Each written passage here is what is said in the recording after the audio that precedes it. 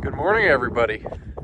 It's been a while since you've seen me, and it's been a while since we've gotten any snow out here. It's been a pretty dry, mild winter, but we're at the very tail end of it. Spring is coming up here the end of this coming week. And so, with all this going on, I've been working on some projects. One of the first ones I did, kind of big project, is I got this trailer really cleaned up. I went and acid washed it.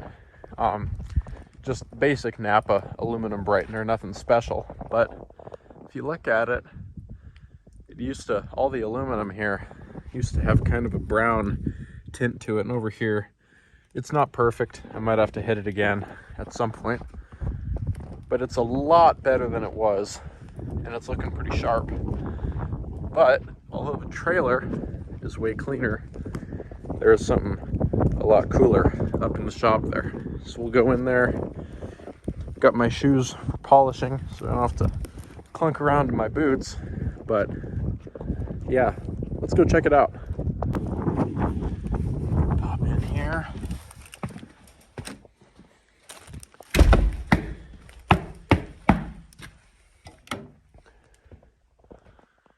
This bad boy has undergone a bit of pretty work, we'll call it.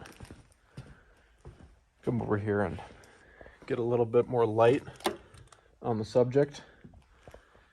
It is a lot shinier than it used to be. I don't know if you remember, but a while ago I took this bumper and tried polishing it up. That was my first ever experience polishing. And it turned out okay. Pretty mediocre. It used to be a lot worse.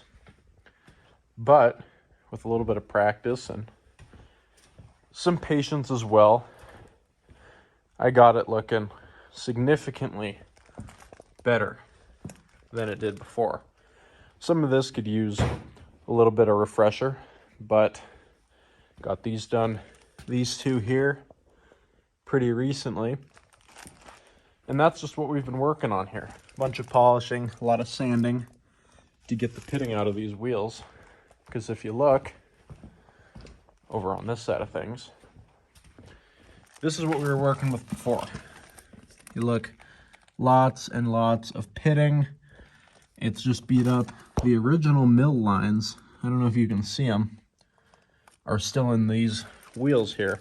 They haven't been polished in their entire life. And they've got to be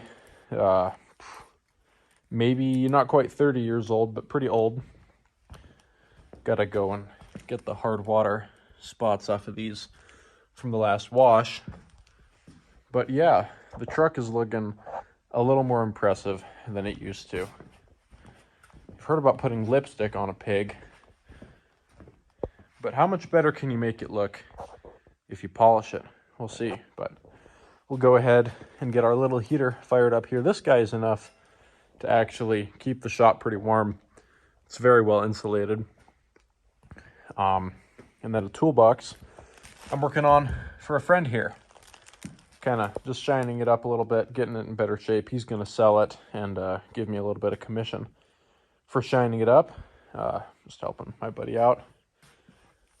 A lot of sandpaper gets used up when you're doing this. So I'll go fire that guy up, and then we'll get to polishing, and I'll kind of show you what all goes into it. There we go. A little bit of time, got that thing running.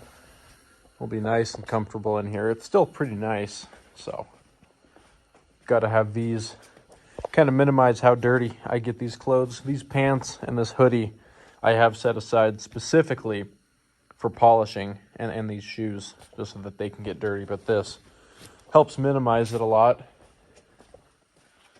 But look how hard it's coming down out right now. The camera doesn't do it justice at all, but it's pretty heavy. So let me preface this by saying I'm not a polishing expert. If you want to learn the very best way to do it, the very best practices, look up on YouTube videos from professional polishers and how they do it.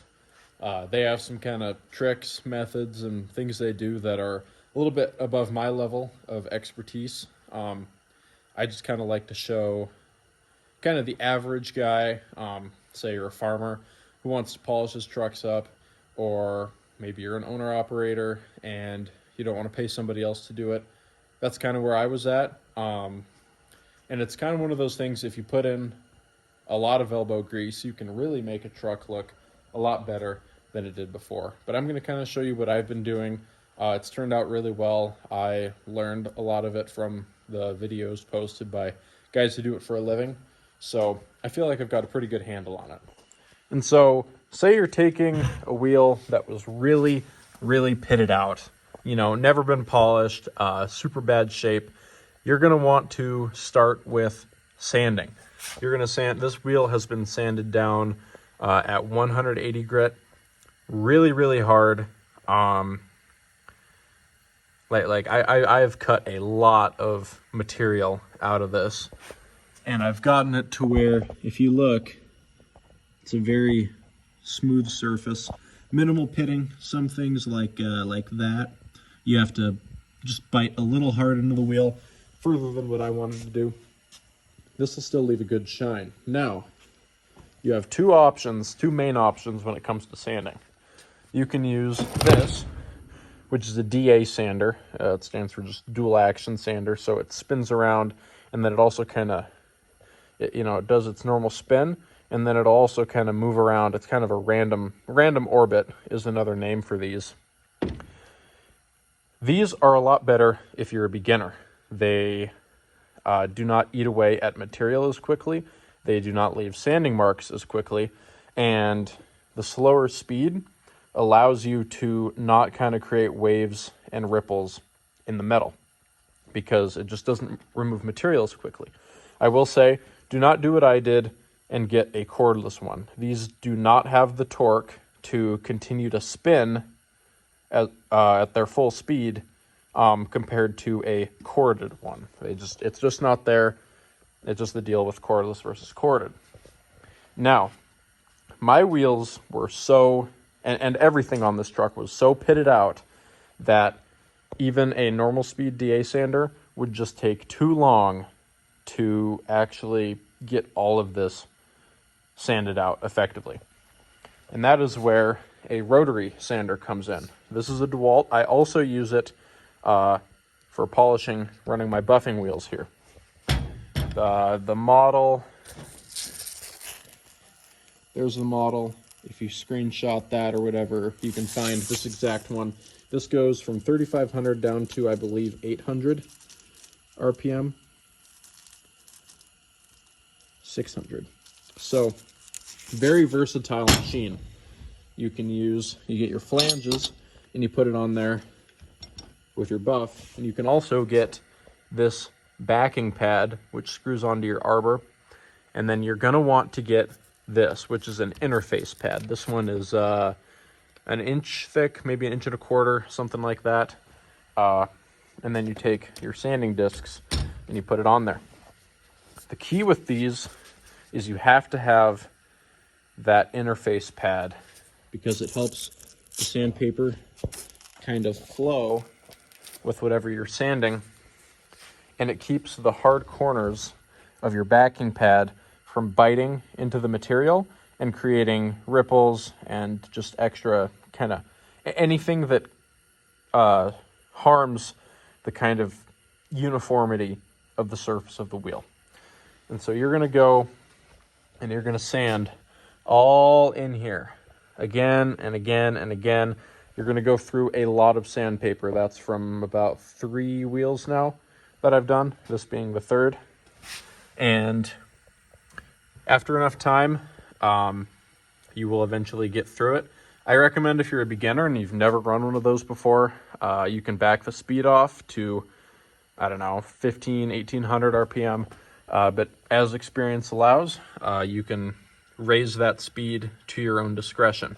It also depends on how bad your wheels are. If you've got new wheels or they're not very pitted, you can totally back the speed off or use a corded DA, and a lot of the time that'll do the trick too. So that's what I did here. This wheel has a little bit of that wave in there because I got a little aggressive with my rotary and kind of put those put the ripples in there, which the wheels were old and beat up extremely. They were more pitted than these were, and so it took a lot of sanding regardless, and that's how it happened. I probably wouldn't it wouldn't get that bad again now that I have experience, but it's important to remember that you can really take a lot of the uniformity out of the surface, and the uniformity of that and how smooth it is kind of what makes it look good. So I'm going to, I hit all of this with 180, or maybe it was 120. I forgot what they had at the store when I went there to get some. And then I also hit this down here with some 320. And the key with your sanding is every step up you go, you want to make sure that you get all of the sanding marks out from your last grit. I sand all the way up to 800. You want to get aluminum oxide paper, especially for your finer grits. It just works a lot better with aluminum, specifically designed for sanding for metal polishing. And then once you get up to 800, then you take your airway buff, super soft, and these will cut out your sanding marks, and that's where the polish really starts to show. Now, I am changing my polishing kind of method. What I've been doing so far, because I was just kind of still experimenting with methods, I only have been running a cut buff. There are multiple stages you can do when you're polishing. Cutting is the first step, and to make it look even better than that, you want to get a coloring wheel and then potentially also a finishing wheel.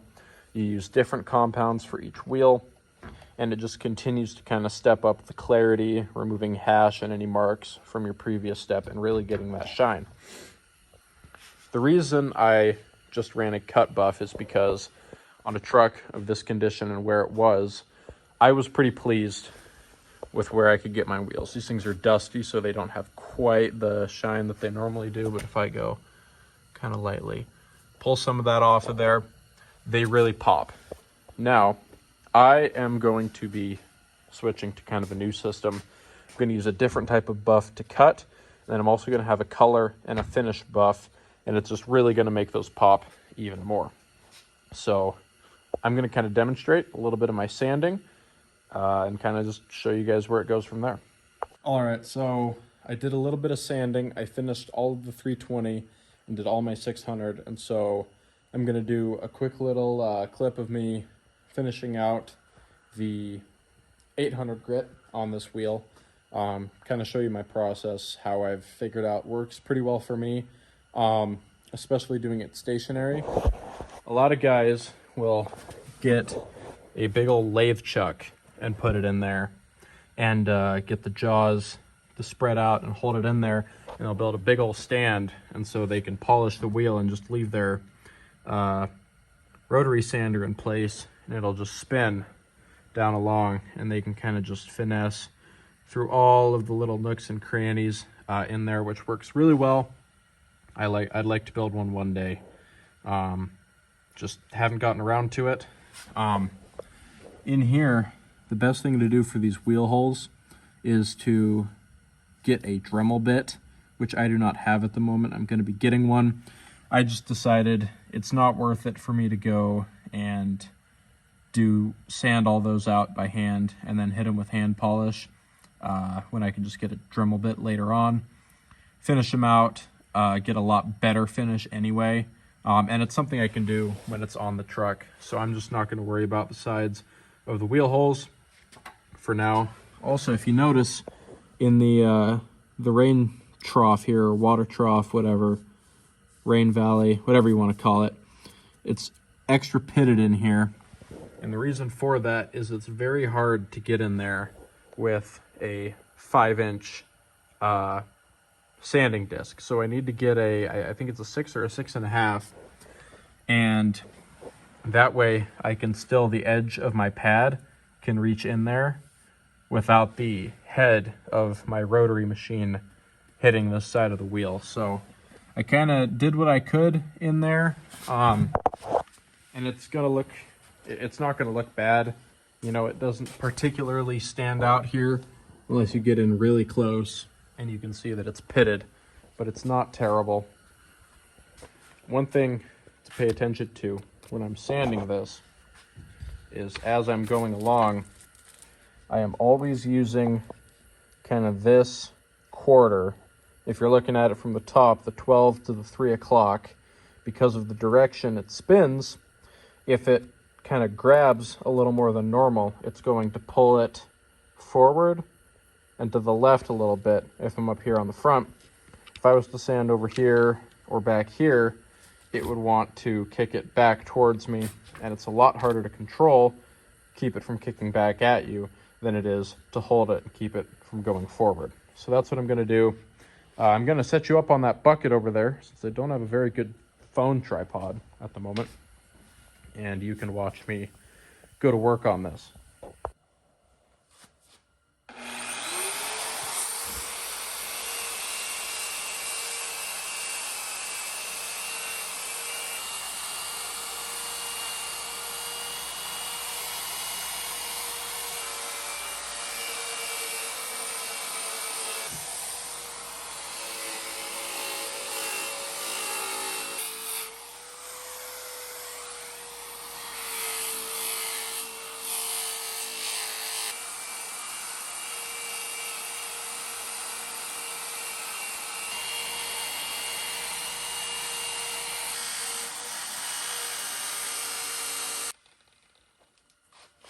So as you can see there, when you're getting kind of the final grit stages, it's really quick. All you're doing is just passing over what you previously did and getting rid of the old sanding marks that are a little bit rougher. And then once you get it down to 800 grit, the remaining sanding marks are typically fine enough that they have no trouble getting cut out by your cutting buff on the grinder. And so yeah, I just go along this lip here and then stepped in down to this one, hit this kind of corner right here, and then also went around because of how the angle of the grinder worked best for me. I went along this outside lip here, and then when I roll the wheel over to that side of the bench, I'll hit this side when it's up on the top. And now these finer grits of sandpaper tend to wear out and run out of grit pretty quickly, especially because you can't really, especially on such an arced surface as this, you can't get the middle to wear down very quick. It's primarily the outside, and so you have to be diligent about changing out your sanding discs, especially with your lower grits when you're really cleaning out the pitting and just getting a nice smooth surface to kind of start making your step ups on. You go through a lot of sandpaper. You are constantly changing it. It's just kind of part of the deal when you're trying to restore old beat up wheels. So I'm going to swap this guy out, and then I'll kind of give it a little demonstration. I'm not sure how well the camera will pick it up, but I'll give it a little demonstration here on the back wall here on by the wheel holes, and then also by the lug nut or lug bolt, lug stud, excuse me, holes there. Give you guys kind of a view of that. So go ahead and peel this off of the interface pad. Grab a new one here. That's my 800. Pop this guy on there. And now we're good to go. Same thing applies. Always trying to use the 12 to 3 o'clock on my pad there, just to kind of keep it best under control. And yeah, let's do it.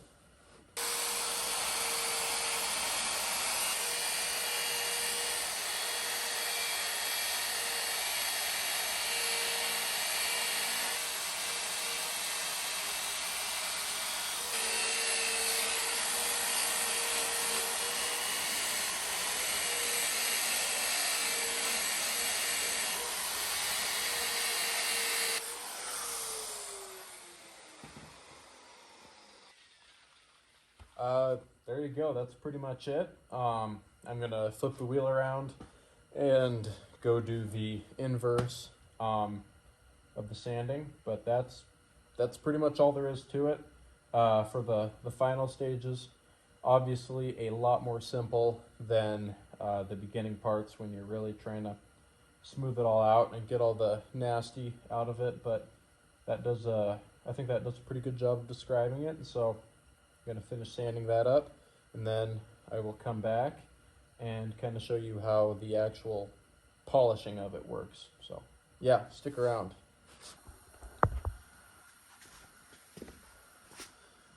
All right, so next up, you're going to take your grinder and your cutting buff.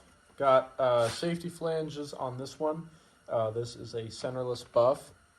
I recommend getting the centerless buffs with these kind of bigger safety flanges because your alternative, and I wouldn't even necessarily, I prefer it particularly out of safety. I mean, on a 3,500 RPM grinder, like I'm using for the wheels here, as long as you've got, you know, decent face protection, a respirator will keep it from tearing your face up too bad if something crazy happens. I've never had anything go wrong with a buff.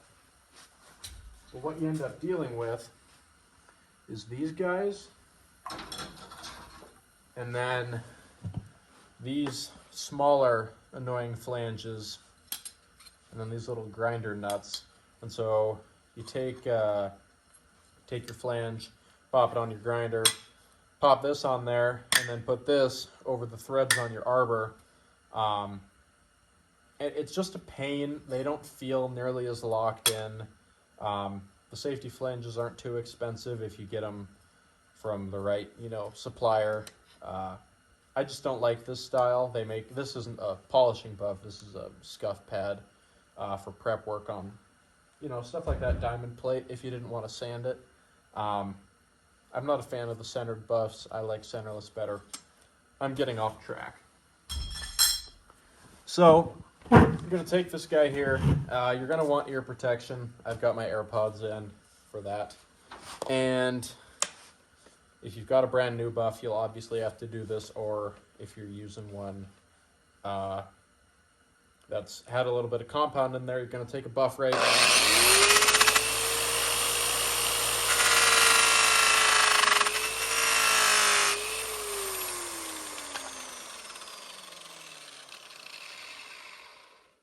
And you're going to buff it out really quick.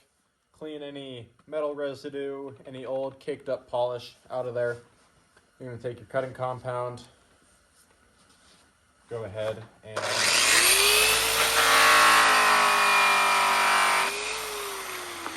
put some on there. Go ahead, scoot your bucket back, and make sure your cord's organized right. Keep it out of the way, don't want to catch it in there. And then you're just going to go, and you're going to set it. I'll kind of demonstrate here.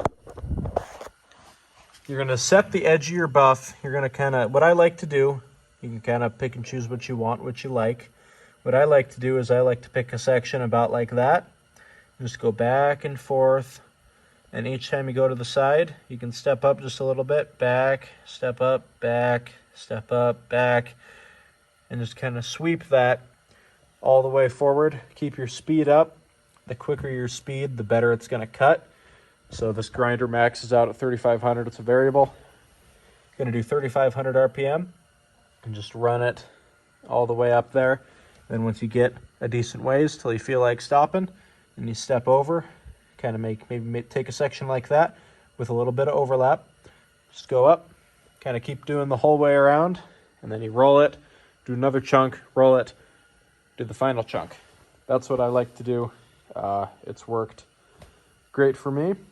So yeah, I'll start polishing it up.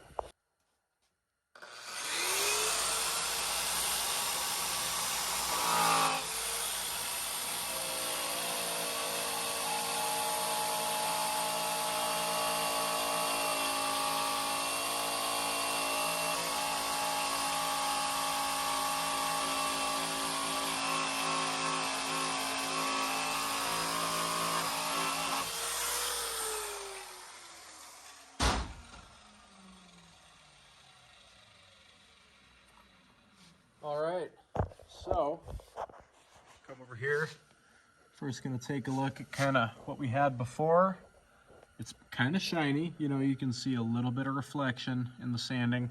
It's kind of dark in here, so it's hard to see in some places, but come over here and look at that. Already much shinier than it was before. So if you look at the right angle of light, you'll notice these kind of little streaks that kind of come and go. That's called hash, and that is why I'm kind of changing my system of how I do my cutting.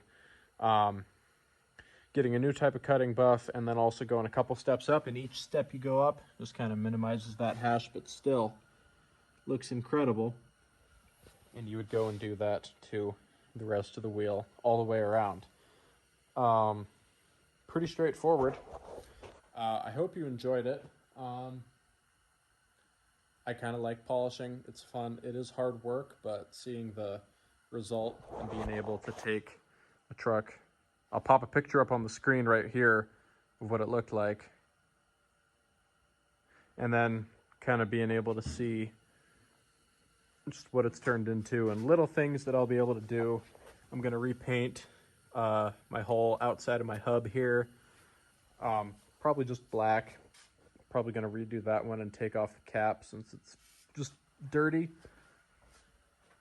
But just going down here, you know, the drop panels look nice. I'm practicing my stainless on here. You can kind of see a little bit of a difference. Coming down here, it takes practice, but before long I'll kind of just work away at it piece by piece, and we'll get it looking kind of sharp. So yeah, but I appreciate you watching. Hopefully I can kind of start making more of these videos. I like making them. Sometimes I kind of just forget to or don't feel like it, but it's a lot of fun. And yeah, maybe I'll give a little shop tour right quick before I go. But got the view from outside. Couple grain bins outside of here. This window needs washed. Got a ladder for some of our bins. We built them without the ladders to come all the way down to the ground so that people don't go up to them and climb them for our bins in town. And so we built this, hooks up in there. Town is just a few miles down the road from this new place that I'm at now. Farm picked up a new property recently. You know, broom. I actually used that for pulling this door down before we got it fixed, but it's good now. That is a 6,000 RPM grinder for cutting. I just haven't used it on wheels yet. I've only used it on my tanks, and I'll probably use it on my herd bumper, but it's a lot of work to control it. Got a decent sized overhead door here, big enough to fit this truck with pretty short stacks. Old green GMC pickup, not mine, my grandpa's. I think it's a sharp little unit. Air compressor, drill press, four-wheeler, a couple things here and there. It's nothing huge, nothing fancy, but it is really nice in here. Good insulation, good lighting, bench press that I need to go and find a good used bar for. But yeah, it does what I need it to by a long shot.